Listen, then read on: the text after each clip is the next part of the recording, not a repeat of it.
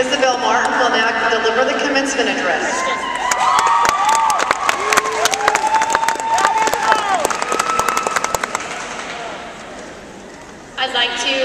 I'd like to say something that I've prepared tonight. Hello. How about that ride-in? I guess that's why they call it Sin City. Ha ha ha ha ha. You guys may not know this about me, but I consider myself a bit of a loner. I tend to call myself a one-man wolf pack. It's funny how that movie applies so accurately to our class.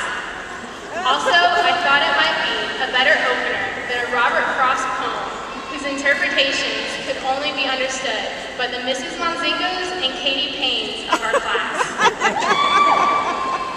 In this movie, woven in between the fast-paced plot and crass punchlines, is a friendship that was forged through unlikely circumstances and perhaps sometimes less than respectable conditions. And on that note, since Wesley Brown was voted most likely to become the President of the United States, and he very well could be, anyone who has any photos or texts concerning him should really hold on to him, because they could be worth something.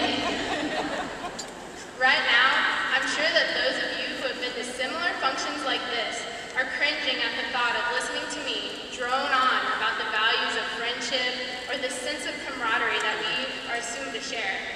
Keeping this in mind, I'll try to make this bearable. And I only bring this topic up because of the momentous occasions we have witnessed together as a class.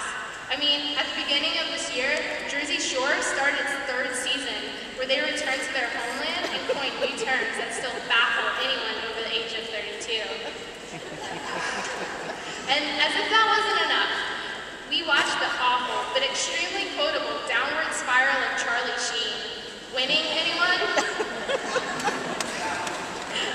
And among the groundbreaking events of which we were a part, the hallmark was the opening of our soon-to-be alma mater, Canyon Lake High School. 4 years ago, it was here where we were all brought together. Our class symbolized a new beginning in the district, free to shape our own future. In times of confusion, we looked to each other for support, for who was there to guide us.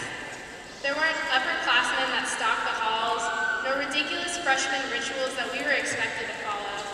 These were only things we heard about, never having to witness for ourselves. For this reason, we should all look back on our younger years and think, man, we had it good. And we really did, in our beautiful high school that sat on a hill. Personally, I have shared a classroom with Andrew Leibel for 10 years. With Megan Browning, I have snickered at remarks in classes for almost 6 years. And for the past 4 years, I have smiled at Kira Lowry in the halls every day. While I can't take the time to name each of you, all of you have influenced me in some way, just as you have each influenced each other.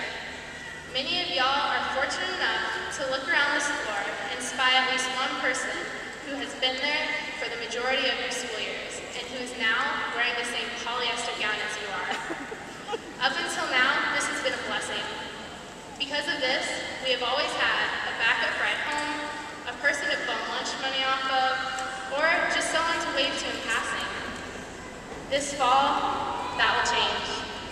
We won't know everyone, and your best friend might not be down the road. To this, the only thing I have to say is, it's okay, because we are all just one Facebook friend request away. Thank you.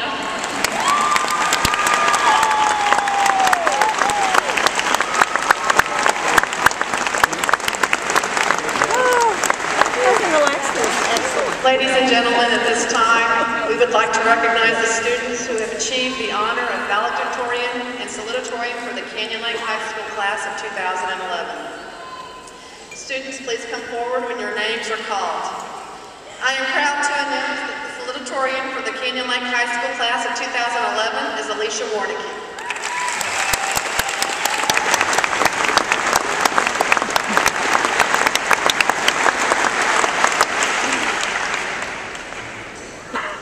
It's also my pleasure to introduce the valedictorian of the Canyon Lake High School class of 2011, Isabel Martin.